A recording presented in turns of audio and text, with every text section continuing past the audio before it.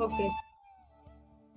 एक बार भक्ता और पवित्रा मतलब पविव्रता नाम की दो सहेलियां थी जिनमें बहस हुई कि सबसे श्रेष्ठ कौन। भक्ता बोली कि पवित्रा श्रेष्ठ है और पवित्रा बोली कि भक्ता श्रेष्ठ है।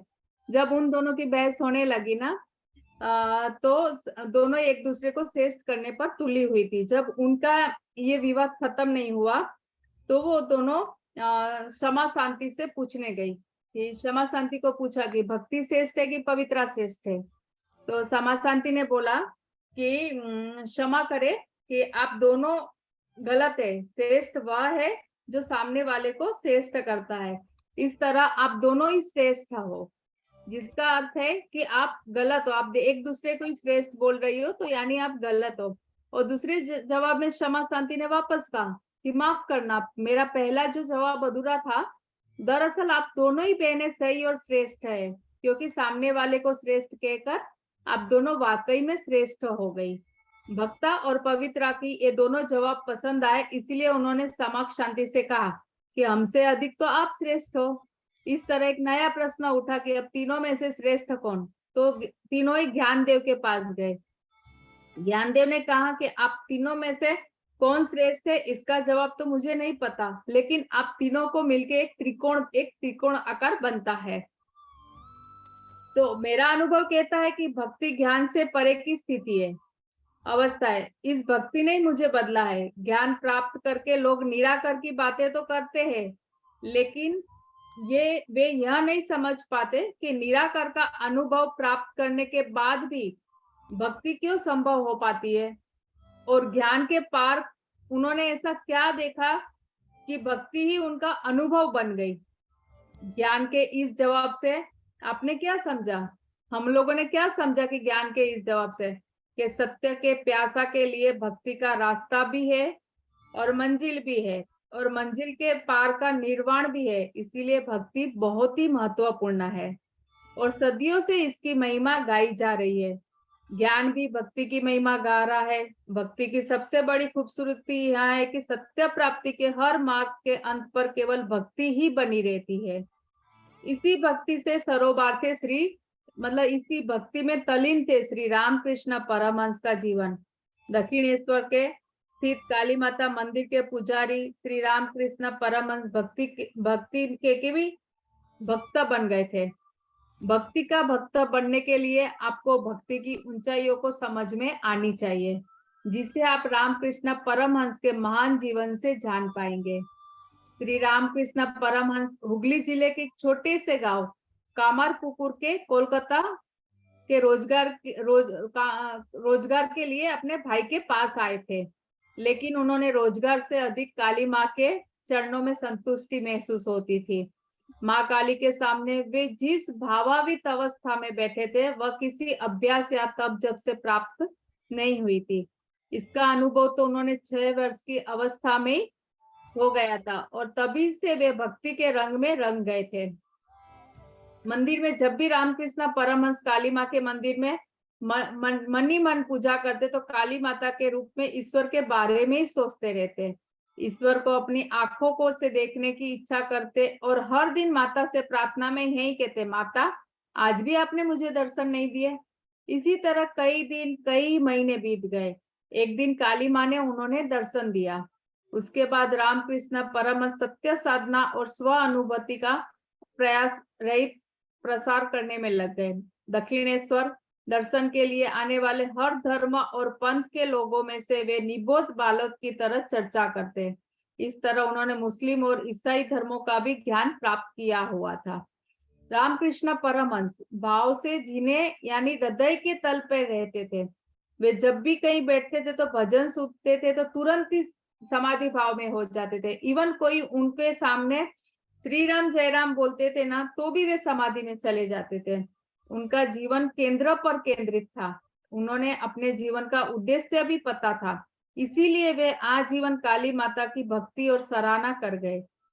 संसार में रहकर सारे कार्य करते हुए भी इंसान सहजता से भी भक्ति कैसे कर सकता है? इसके लिए रामकृष्ण परमहंस ने संसारी लोगों के लिए यह भक्ति सूत्र दिया था कि अगर अपना एक हाथ ईश्वर के हाथ में दे दे और दूसरे हाथ से काम करे जब दिन के अंत में आपके सारे काम समाप्त हो जाते हैं, तब अपना दूसरा हाथ भी आप ईश्वर के हाथ में दे दे। ये राम सूत्र श्री रामकृष्ण परमहंस ने अपने जीवन में भक्तों को दिया था।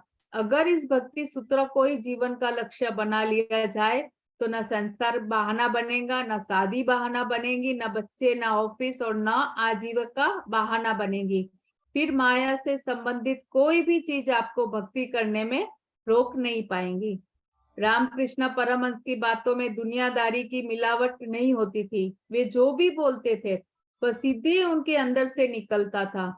जीवन के अंतिम समय तक वे लोगों को कभी हास्य तो कभी गंभीरता से संकेत देते रहते थे, ताकि लोग यह सीख सके कि इंसान को सत्य की खोज या खुदाई कैसे करनी है, कैसे उनके भीतर भक्ति जागृत होगी।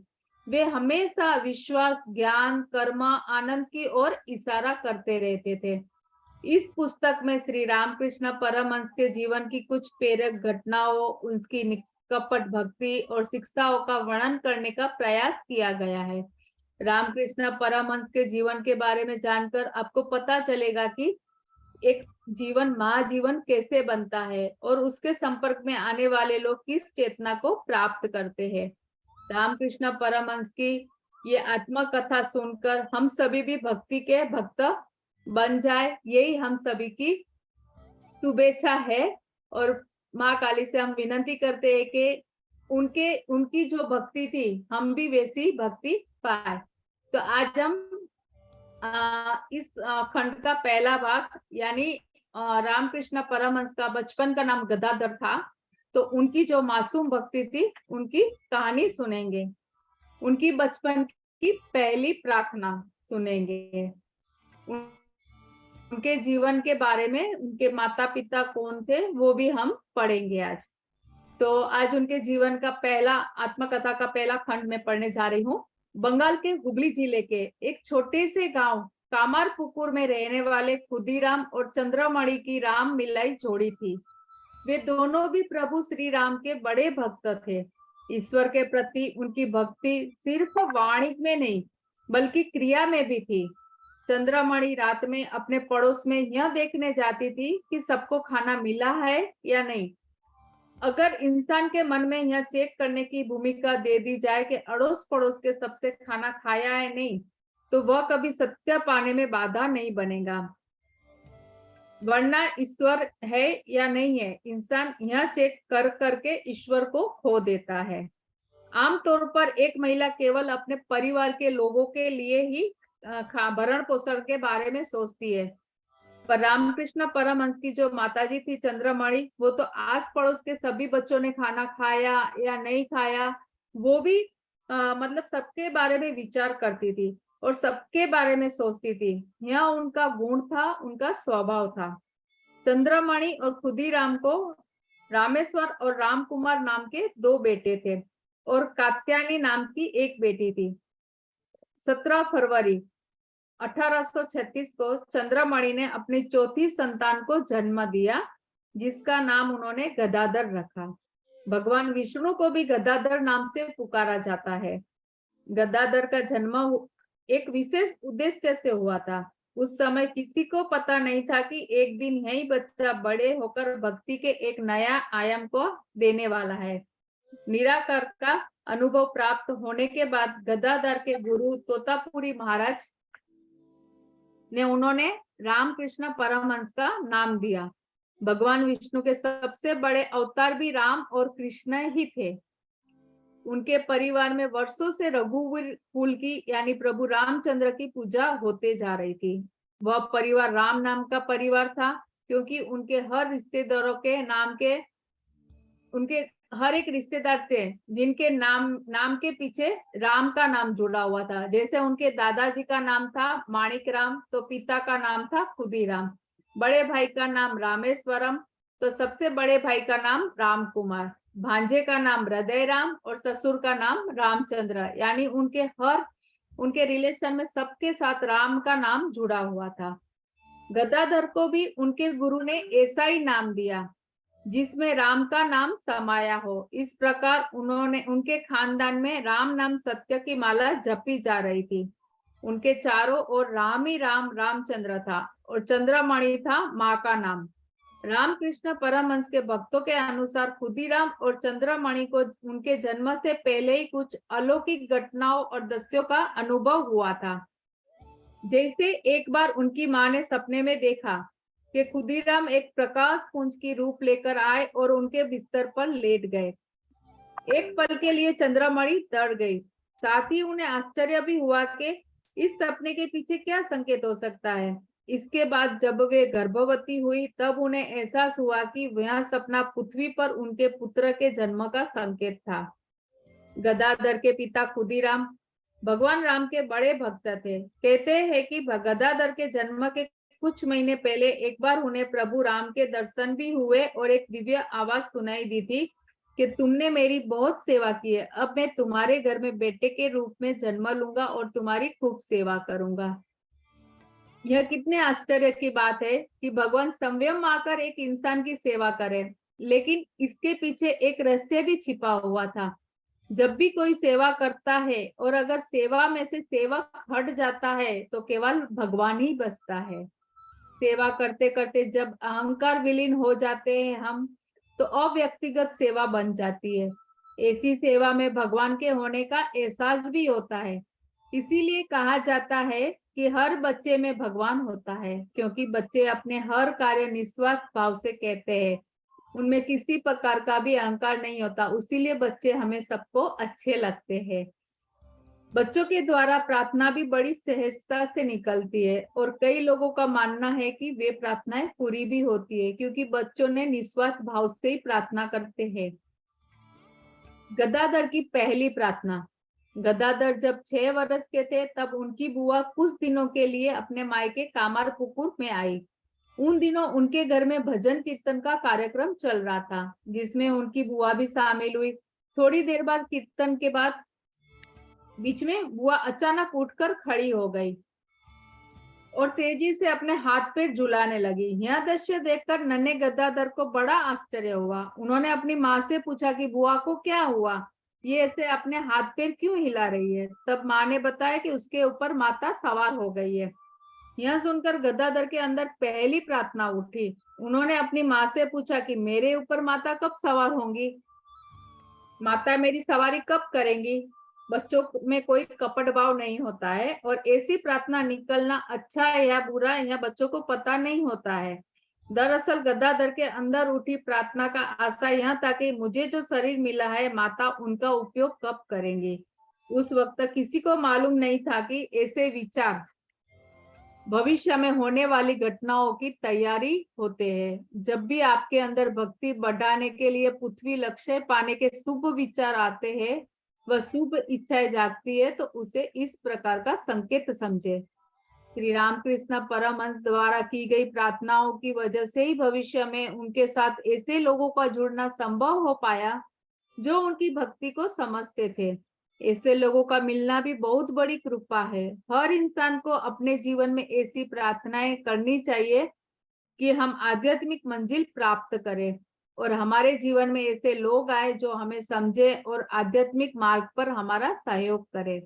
आपके जीवन में भी ऐसे लोग आ सकते हैं। बस इसके लिए हमारे जीवन में भी ऐसे लोग बहुत सारे आ सकते हैं, पर इसके लिए हमें सिर्फ सच्चे मन से प्रार्थना ही करनी है। उनकी समाधि का पहला अनुभव था। एक दिन गदाधर अपने कुछ मित्रों के साथ खेतों में खेलने गए। उस समय उनके पास खाने के लिए कुछ चावल थे। वे दिन भर अपने मित्रों के साथ खेलने में मग्न थे। खेल खत्म होने के बाद गदाधर चावल खाते खाते खेतों के बीच गुजर रहे थे।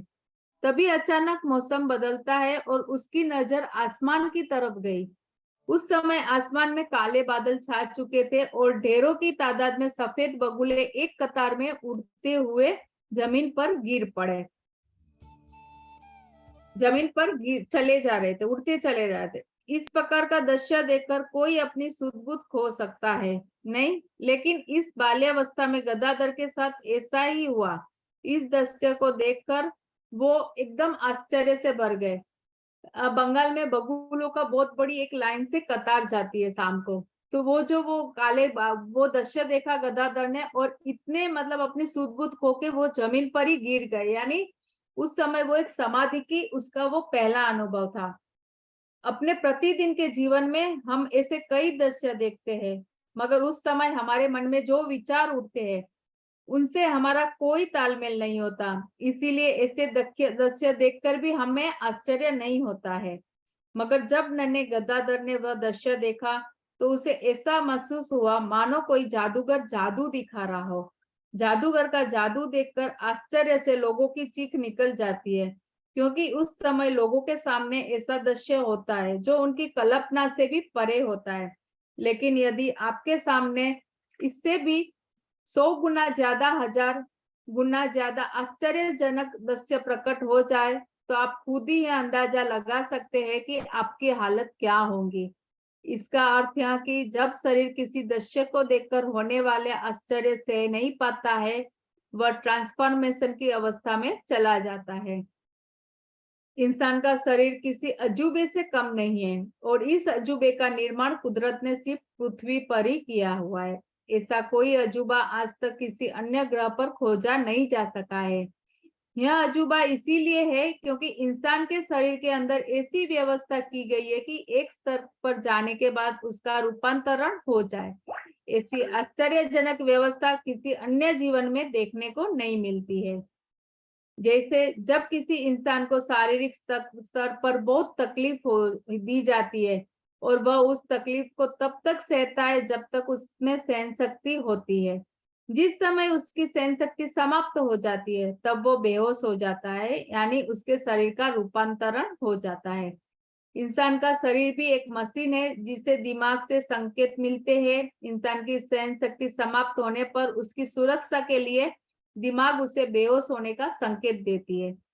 इसी तरह आश्चर्य का भी एक स्तर होता है। जब आश्चर्य शरीर की सहन शक्ति से कई गुना बढ़ जाता है तो हम समाधि की अवस्था पर आ जाते हैं। रामकृष्ण परमहंस को भी बचपन में आसमान की ओर देखकर ऐसी अवस्था का अनुभव हुआ। यह दृश्य देखकर गदाधर को पहली बार समाधि का अनुभव हुआ। वे जमीन पर बाहर की दुनिया से अचेत होकर गिर पड़े। उनके मित्र उन्हें उसी अवस्था में उठाकर घर ले गए। फिर मुंह पर पानी के छींटे मारकर उन्हें जगाया और पूछा गया कि गदाधर, तुम अचानक बेहोश कैसे हो गए? उन्होंने कहा, पता नहीं कि मुझे क्या हुआ था। आगे बड़े होने के बाद श्री रामकृष्ण ने अपनी जीवनी में अपने इस पहले समाधि के अनुभव का खुलासा कुछ इस प्रकार किया है।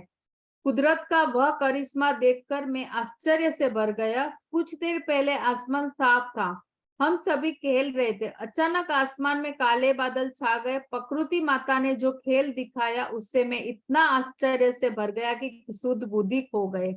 यानी 6 वर्ष की आयु में प्रकृति ने उन्होंने इतना अच्छा दृश्य दिखा दिया था।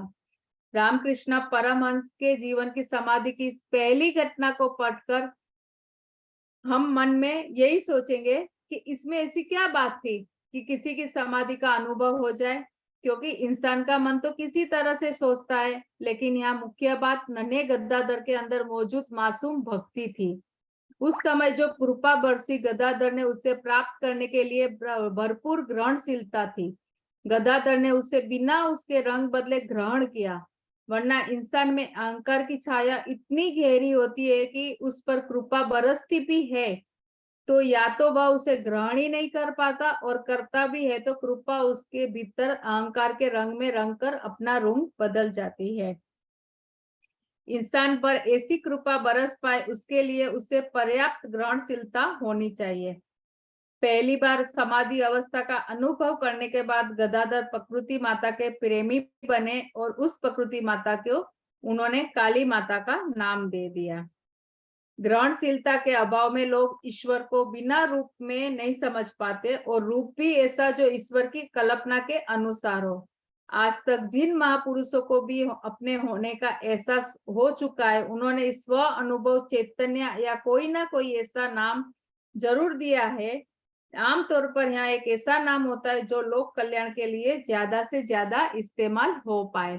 रामकृष्ण परमहंस ने अपने अनुभव को काली माता का नाम दिया, क्योंकि उस समय बंगाल में काली माता की पूजा होती थी, आज भी होती है। लोगों को तो प्रचलित शब्द या मशहूर नाम ही ज्यादा पसंद आते हैं तथा आसान भी लगते हैं। काली माता का रूप देखकर लोग उस अनुभव की सराहना कर पाए और लोगों की भक्ति करने का मौका मिले। भक्ति का अर्थ ही है जहाँ भक्त सराहना व आश्चर्य करता है और समाधि में चला जाता है। श्री रामकृष्ण परमहंस सभी को यह अनुभव देना चाहते थे, इसीलिए उन्होंने जीवन भर लोगों को भक्ति के भक्त बनने के रास्ता ही दिखाए। तो रामकृष्ण परमहंस के इस दो जगह की एक समाधि अवस्था और उसके बचपन को आज हमने पढ़ा। तो अब हम आज की जो उनकी जीवन कथा है यहीं समाप्त करेंगे और कल वापस 9 बजे उनके आगे का जो उनका जो भाग है कि